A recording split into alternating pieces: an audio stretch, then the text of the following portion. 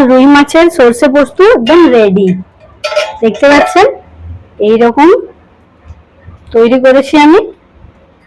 আসসালামু আলাইকুম ফ্রেন্ডস, আজকে আমি বানাচ্ছি রুই মাছের সরষে বাটা।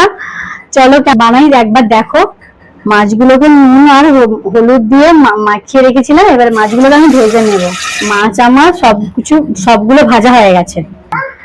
কড়াই সরষের তেল দিয়ে দিয়েছি, তো গরম হয়ে গেছে। পেঁয়াজ আর কাঁচা লঙ্কা বাটা, জিরা গুঁড়া, ধনে গুঁড়ো, হলুদ গুঁড়ো, লঙ্কা গুঁড়ো, পোস্ত বাটা মানে কি খসখস, পোস্ত বাটা দিয়ে দিয়েছি, সব মশলা দিয়ে দিয়েছি। জল দিয়ে 2 মিনিট আমি আবার এটাকে ঢাকা দিয়ে দিব, ভালো করে নাড়িয়ে চাড়িয়ে।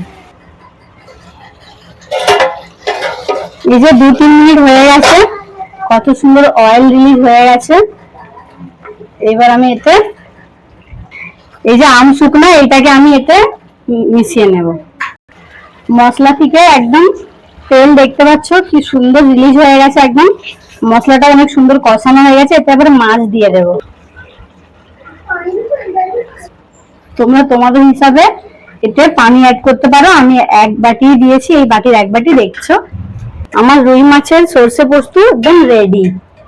দেখতে পাচ্ছেন এইরকম তৈরি করেছি আমি। কত সুন্দর লাগছে দেখতে, দেখতে যতটা সুন্দর খেতেও সেরকম সুস্বাদু। লাইক, কমেন্ট, সাবস্ক্রাইব করবেন। আর রুই মাছের সরষে পোস্ত কেমন রান্না করেছি কমেন্টে আমাকে অবশ্যই জানাবেন। আল্লাহ হাফিজ।